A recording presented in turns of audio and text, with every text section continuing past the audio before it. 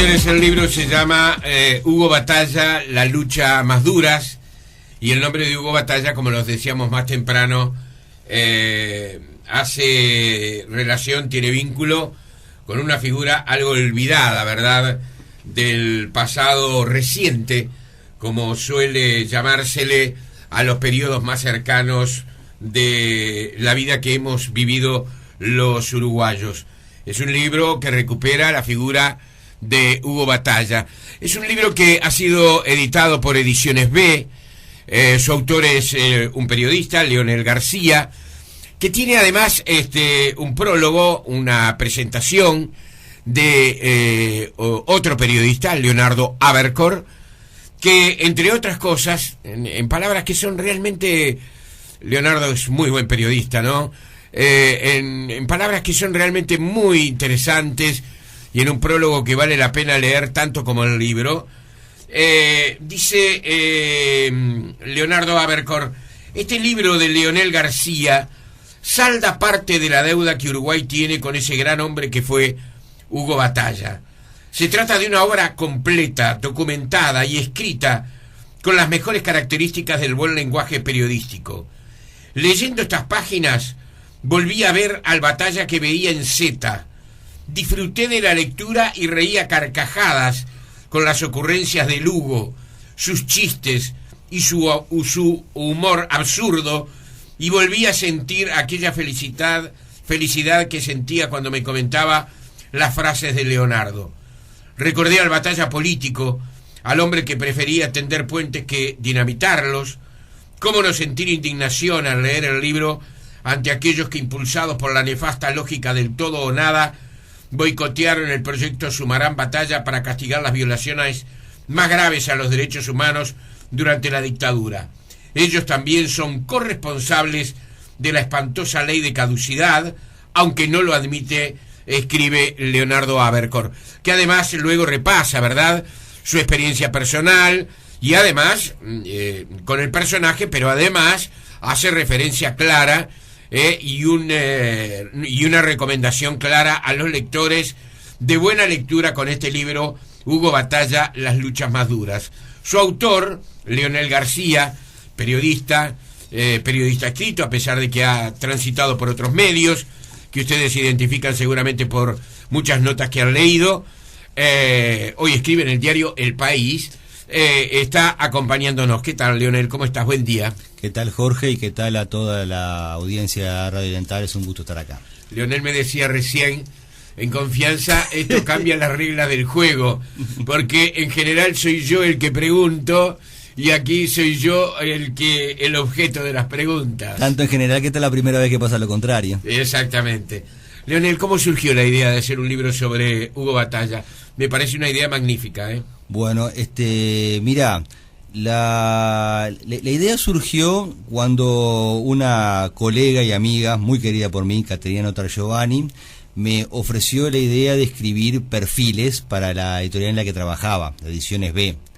Y me sugirió y me pidió que tirara ideas, una serie de ideas, de personas sobre los cuales me interesaría escribir.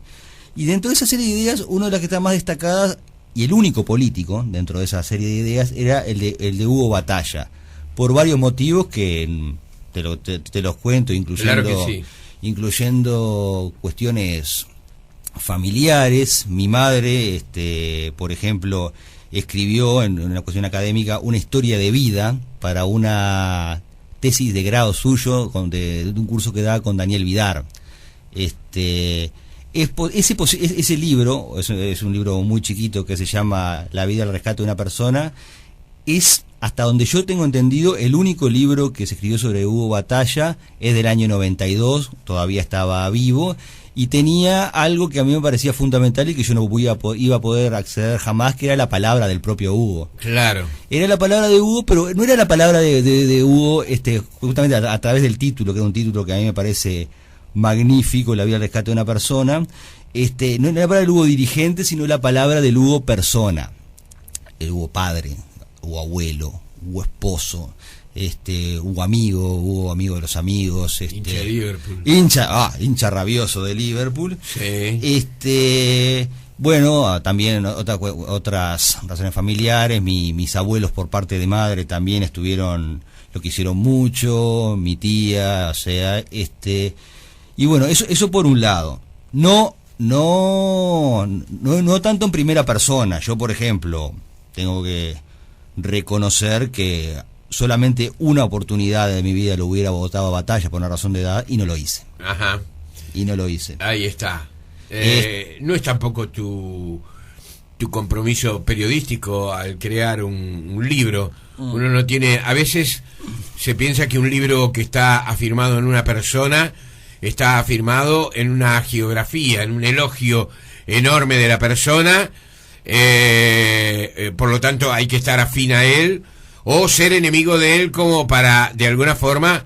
No, Hugo Batalla era un personaje, porque era un personaje él, realmente. Está bien eso que tú decís, porque justamente también de alguna manera es una pintura de Hugo Batalla.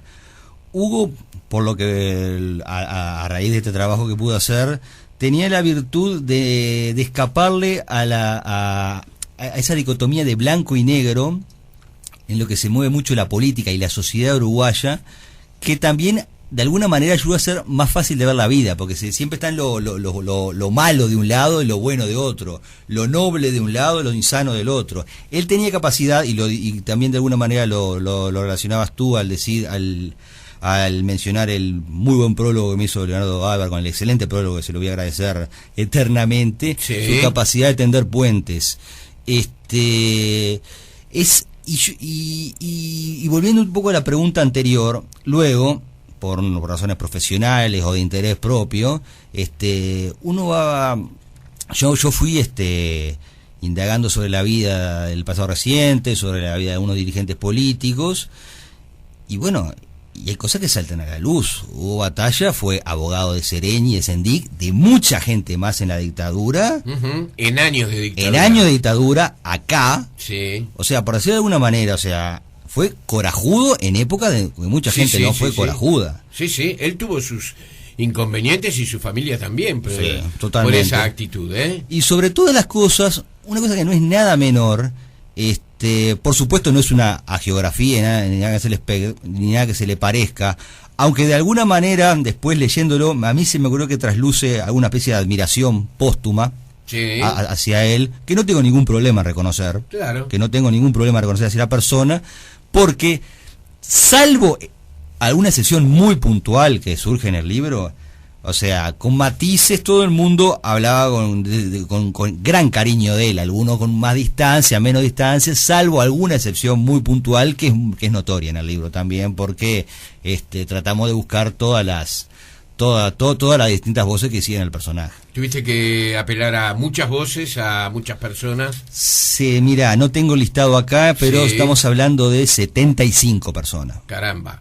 O sea, en algunos casos... ¿Gente de su familia? Sí, por supuesto. En algunos casos eran entrevistas, en algunos casos más de una entrevista, y en algunos casos consultas por temas muy puntuales. Ya que mencionás a la familia, quiero resaltar la total colaboración y muy buena disposición que tuvo la familia Batalla, la familia Gamarra Batalla, muy particularmente su hija Laura, que... Laura ha sido, gran compañera además, ¿no? De su papá. Totalmente, sí. Y aparte, digamos que se prestó con total desinterés y facilitándome material, fotografías, anécdotas, y teniéndome paciencia, en pocas palabras. Batalla, decíamos, está el ser humano, entrañable, absolutamente entrañable. Totalmente. Bondadoso. Hugo era una persona buena, lo cual no es poco decir. Era una buena persona, con lo que concibe, desde mi punto de vista, digamos, esa especie de significado, de identidad. Era un buen hombre, empezando por ahí. Era un tipo de barrio. Era un enormemente de barrio, sí, con mucho humor, ¿verdad? Famoso por muchas cosas, por su impuntualidad, por ejemplo, ¿verdad? A veces por olvidarse de cosas que eran importantes, pero él tuvo un trayecto que no siempre le ha sido reconocido.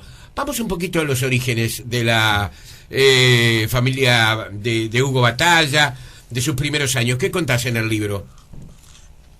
Perdón, justo le estaba dando está bien. un sorbo al café.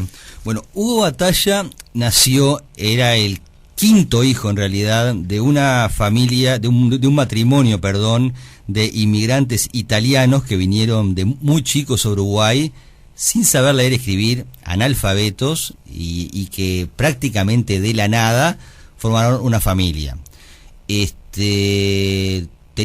Cuando nació Hugo tenía 3 hermanos mayores. El, digamos, mayor inmediatamente a él, Juan, que es un personaje fundamental en su vida, tenía 13 años más que él. 13 años más que él.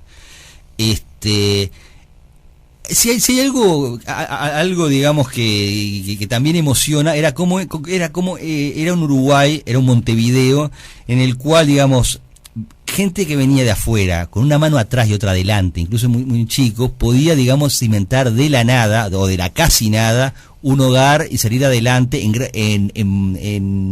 gracias en parte tanto a su propio esfuerzo como a la escuela pública. El hermano más grande de Hugo, Roberto, el hermano mayor, se recibió de médico, luego de muchísimo esfuerzo. Sí. Y a tal punto era el esfuerzo que tenía que hacer esta gente, que cuando nació Hugo, Juan tuvo que dejar la escuela para ayudarlo a cuidar. Sí. Dejó la escuela en sexto de escuela. O sea, es algo que hoy es absolutamente impensable. Esto me lo relataba Marta Batalla, que es la hija de Juan, la sobrina de Hugo, otra familiar que prestó su apoyo de manera totalmente cálida y desinteresada. Y a partir de ahí se generó como una especie de fraternidad que escapa a lo que es habitual entre hermanos, entre Hugo y Juan. Sí, tanto así que Juan, que jugó en Liverpool, se dice que es por eso que Hugo se hizo hincha de Liverpool, hincha fanático. Hugo creció, fue a la escuela, fue al liceo, al viejo Bauzá, y ahí ya de chiquito... En la avenida Graciada. Exacto. Y ahí ya de chico fue compañero, entre otros, de Guillermo Chiflet. ¿Qué te parece? Sí, Guillermo Chiflet vivía donde hoy está el viaducto, bueno, enfrente de familia de odontólogos. Bueno, Guillermo también lo recuerda, Guillermo que fue consultado. Yuyo, gran tipo, Guillermo Chiflet. Enorme. Sí. Que también, gran periodista también. Por supuesto. Sí. Que también fue una de las personas consultadas para este libro, tanto en su rol como compañero de clase, vecino, como cronista en su momento, que lo fue antes. ¿Qué te dijo Chiflet de Hugo? Que jugaba muy bien al fútbol.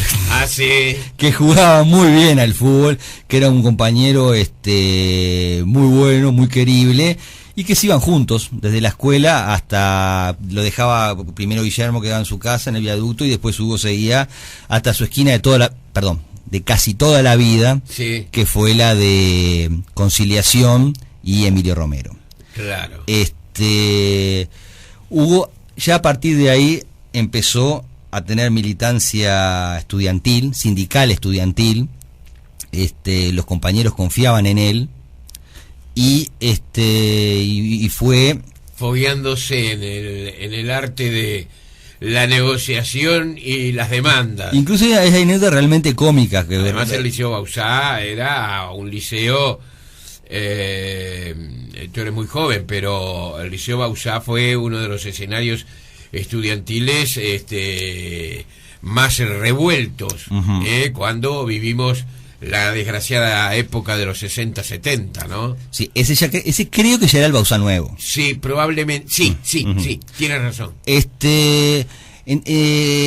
Lo que llamaba la atención de esa época, que a mí realmente me encantaba, digamos, era cómo la recordaba con una gran naturalidad, digamos, cómo iba a las reuniones en el Ateneo de noche, acá en el centro, sí, y después se volvía a La Teja, siendo él un niño todavía, y le había conseguido un gorro a su padre, un chambergo para ser más hombre, sí, y marcar más presencia en La Teja, que era un barrio de ya por entonces, donde de noche todos los gatos eran pardos. Un barrio que él amaba, pero que reconocía que de noche tenía su bravura. Sí, él adoraba La Teja, y lo que realmente había manifestado más de una oportunidad era morir en La Teja y que lo llevaran caminando al cementerio muy cercano. Un entierro corto iba a ser. Exactamente, quería estar cerca de su casa, cosa que no pudo ser.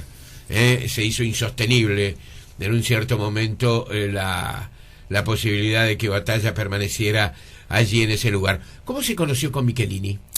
Con Michelini se conoció, bueno, básicamente en la lista 15.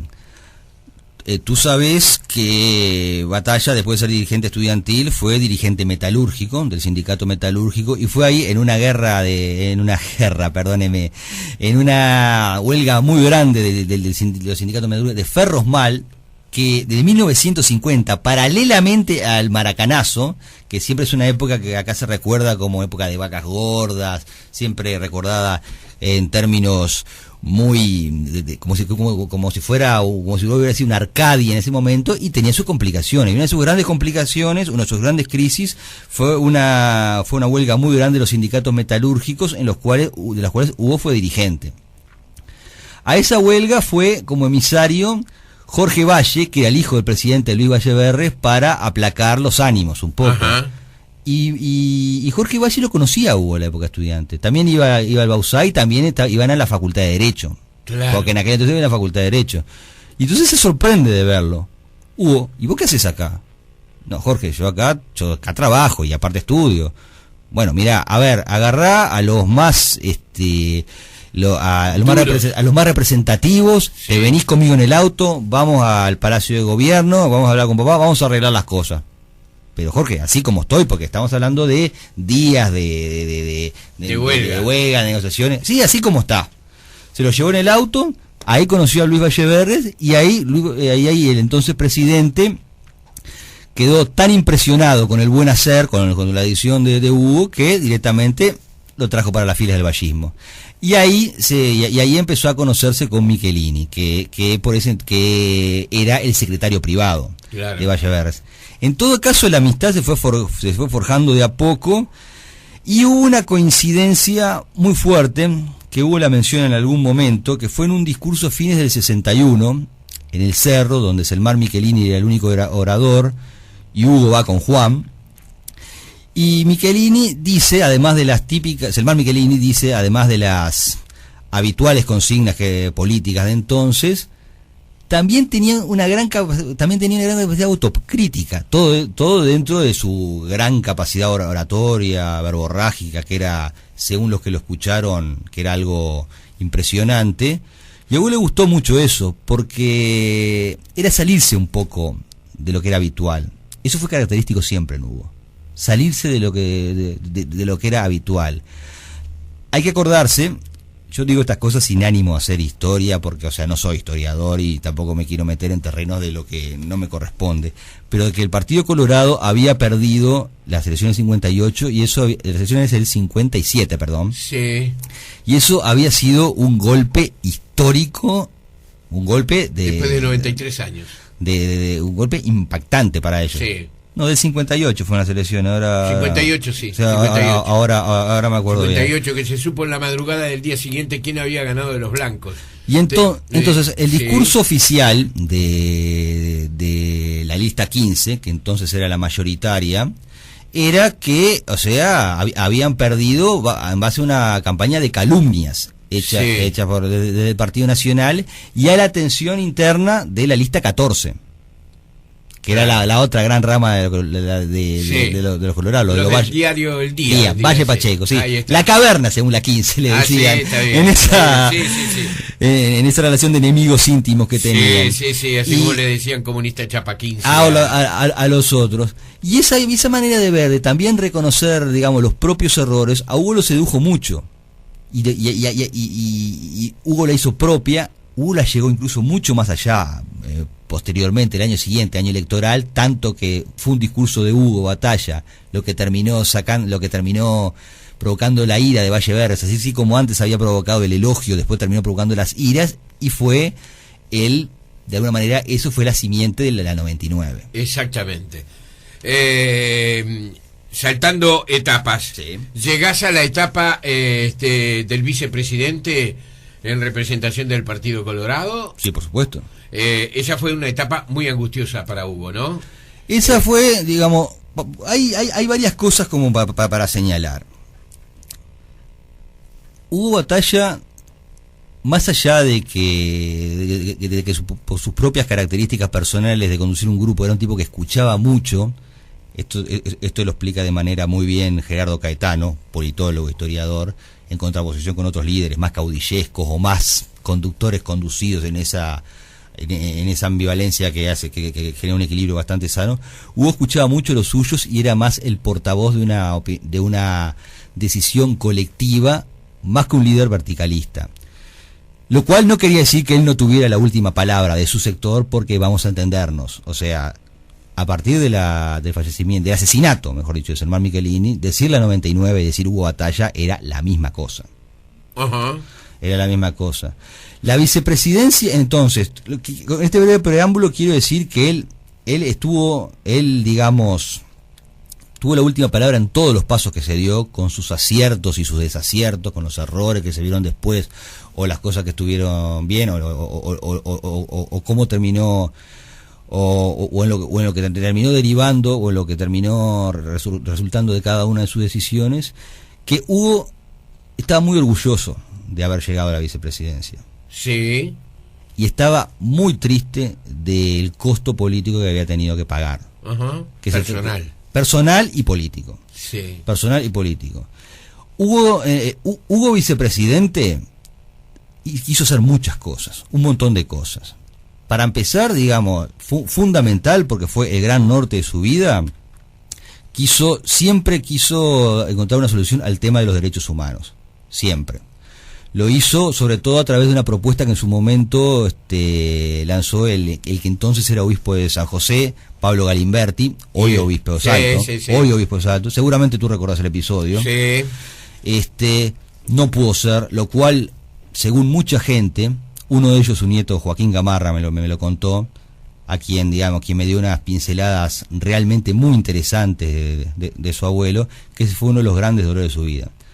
Pero él quiso hacer muchas cosas, quiso realmente, por ejemplo, acercar más el Parlamento a la gente, quería darle más importancia al rol de vicepresidente, que es un rol bastante constreñido, constitucionalmente hablando incluso, pero también es un periodo que, según todos los observadores de la época, el periodo de mayor donde él tuvo el cargo más alto de su carrera, es el periodo de menor visibilidad de él para la opinión pública.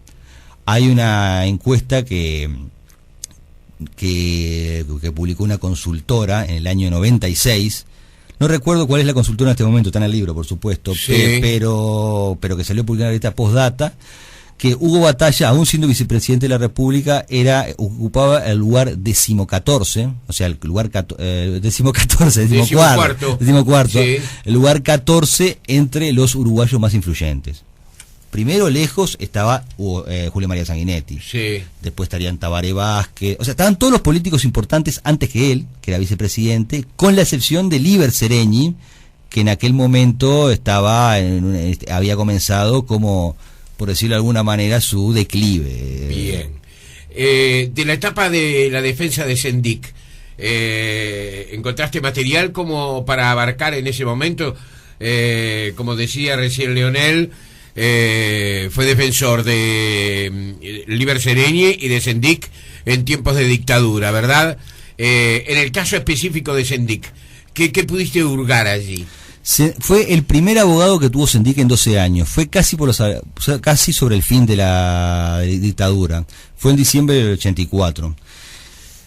Hugo, básicamente, hay que ver un poco cómo era ser defensor de presos políticos. Básicamente era, como incluso lo dice Guillermo Chiflet, era más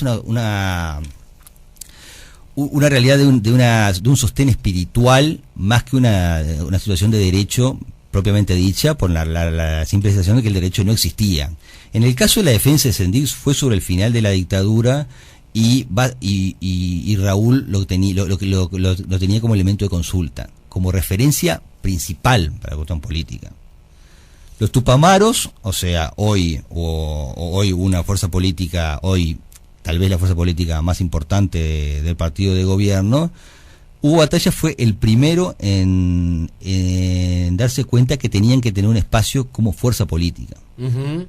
Así fue como defendió a Sendik, así fue como tuvieron largas charlas con Sendik una vez liberado, que lo liberaron enseguida, y Hugo Batalla, por ejemplo,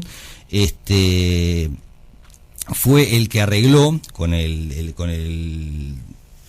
director de la jefatura de policía, donde habían sido trasladados de la cárcel de Libertad, para que se dieran el primer abrazo con sus hijos Raúl y Ramiro, que habían vuelto hace poco del exterior, en 12, 15 años, no recuerdo exactamente en cuándo, porque Raúl no quería ir a la conferencia de conventuales que hicieron los Tupamaros presos en ese entonces. No estuvo.